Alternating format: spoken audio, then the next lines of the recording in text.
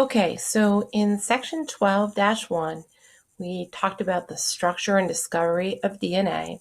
So we'll be moving on now to talk about something called transcription, which is just one part of protein synthesis. So before we begin, we need to know a little bit more about DNA, or more specifically, genes. And genes are regions of DNA code that code for a specific protein, right, needed for a certain function within the body. So as you look along a DNA strand, there are a sequence of nucleotides, right, that code for a particular protein. And that sequence of nucleotides are the genes. In addition to knowing something about DNA, you also have to know something about RNA. RNA is just another nucleic acid, but there are some differences between DNA and RNA. Specifically, we know that DNA is a double helix, which means that it has two strands. RNA is a single strand. The sugars used in DNA are deoxyribose sugars, whereas in RNA, it's ribose sugars. And if you look at the nitrogenous bases used in DNA, you'll notice that T, thymine, is replaced by U, uracil, and RNA. A little bit more about RNA is that there are three different types. The first type, messenger RNA, is the one that we'll talk about in relationship to transcription. The other two, transfer RNA and ribosomal RNA, are both used in translation. The product, or the sum of transcription and translation, those two processes together make up protein synthesis. So one thing you need to know is that transcription starts in the nucleus. Keep in mind that DNA holds all the vital information that makes us who we are. So DNA stays within the nucleus. It's also so big that it can't get out of the nucleus. What happens to begin is that DNA is opened up, right, or unzipped by an enzyme called helicase. When the helicase enzyme works on the DNA strand, it unzips it into two individual strands. One of those strands is used as a template to create messenger RNA. How that happens is an enzyme called RNA polymerase moves along that single DNA strand template and makes a copy of it. Right? The complementary strand that is created is mRNA. There's three different stages of transcription: initiation, elongation, and termination. This slide shows those three phases. In the initial phase, or initiation phase, the RNA polymerase identifies a promoter region on the DNA. This is just a sequence of nucleotides that tells the polymerase where to start. The polymerase then starts to move along the unzipped DNA and create a complementary strand. What that means is if the DNA sequence on that template strand is ACG, then the RNA transcript that's created with RNA polymerase will be UGC, the exact complement of what's on the DNA strand.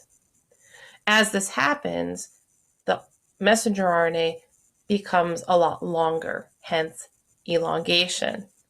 Notice that as RNA polymerase moves along the unzipped DNA strand, the DNA re-zips up behind the moving RNA polymerase. In the end, when the RNA polymerase reaches a terminator codon, again, a sequence of nucleotides that tells, hey, it's time to stop, then RNA transcription is complete.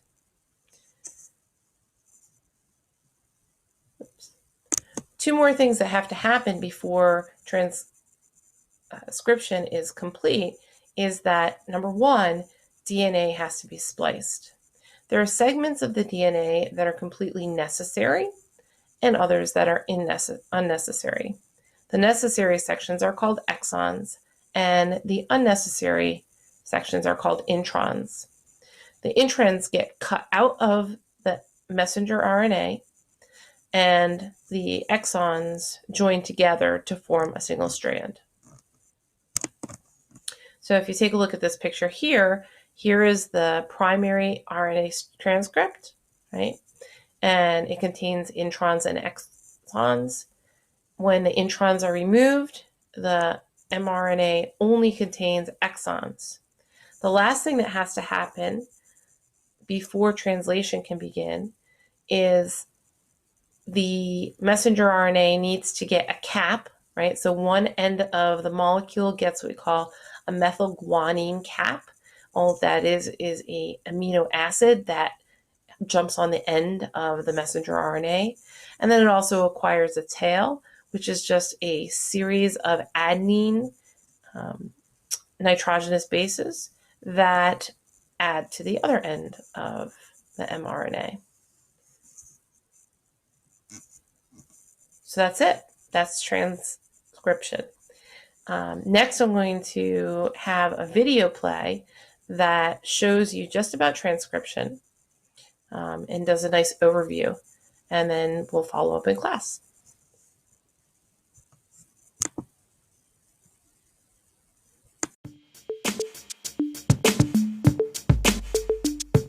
Hi, it's Mr. Anderson, and in this podcast, I'm going to talk about transcription and translation. And in biology, that's how we go from DNA to RNA, and then from RNA to proteins.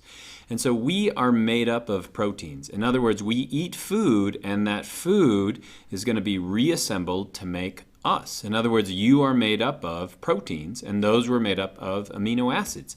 And so just like when you start to cook pizza, and if you want to cook pizza, you're basically going to have to get all the ingredients together and then put those together in the right order to make a pizza. Same thing works inside you. The DNA is going to tell your body how to organize the amino acids into those proteins, and those are eventually going to make you. And so if we talk about that cooking analogy, basically the cookbook, if we're cooking in the kitchen, is going to contain a bunch of recipes to make a number of different foods. The chef is going to pull the right recipe out, or you could copy it down on a little index card, and then you bring it to the kitchen where you take all these ingredients and then you put them together correctly to make pizza.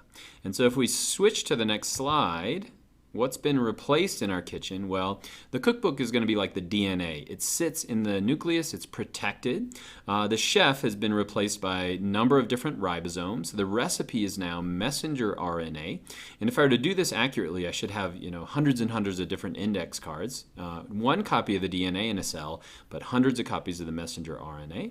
What are the ingredients then? Those are going to be the amino acids, and we're going to put those together in the correct order, and then we're going to make a protein, and that protein makes you. This process that I'm describing is called the central dogma. And the central dogma was developed by this man, Francis Crick. So after Watson and Crick came up with the structure of DNA, he spent years working out how this actually works. And so the process he called central dogma. Basically what we do is we take the DNA. DNA is going to have sections of it, which are called a gene, and the gene is going to code for a specific protein. And so basically we'll copy down that gene into messenger RNA, and that process is called transcription. Transcription is going to take place in the nucleus, and so all of this up here is going to take place in the nucleus, and this down here is going to take out in the cytoplasm. And I'm talking about eukaryotic cells like you. So basically we'll copy down that gene into messenger RNA. We'll manipulate it a little bit. We're going to modify it a little bit, but basically once we've done that, then that messenger RNA is going to move out through one of these nuclear pores. It'll grab onto a ribosome, and then it's going to make these things, proteins. That process is called translation. And so basically the way I remember it is script in transcription stands for to write. And so we're writing down the message of the gene into messenger RNA. And so it's a message.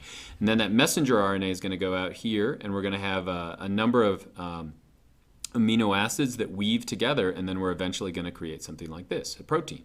Now, what does that protein make? That protein makes you. In other words, you're made up of a bunch of different proteins. Where's the recipe book for the proteins inside you? That's going to be in the DNA in the nucleus of every one of your cells. Okay, so let's get to more specifically how that works. If we're talking about eukaryotic cells, remember all of our DNA is going to be contained within a chromosome. And so that chromosome is a bunch of DNA that's wadded up, or it's wrapped around histone proteins. So if we unwind it, you can see that double helix.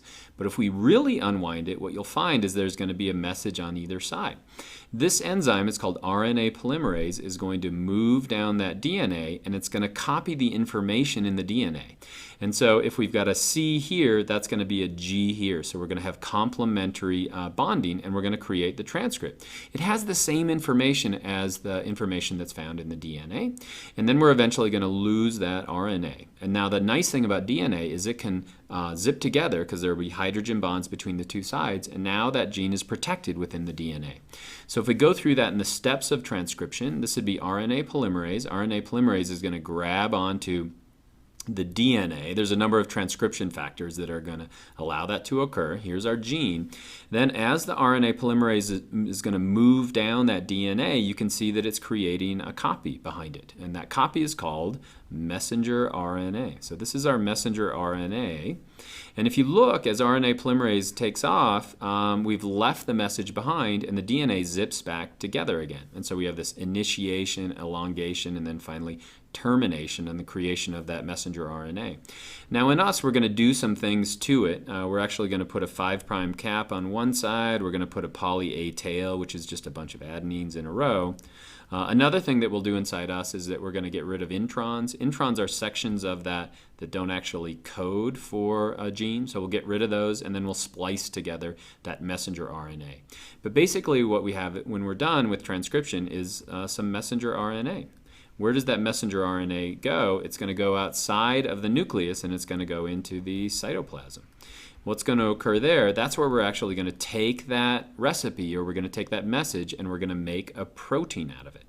We're going to build that out.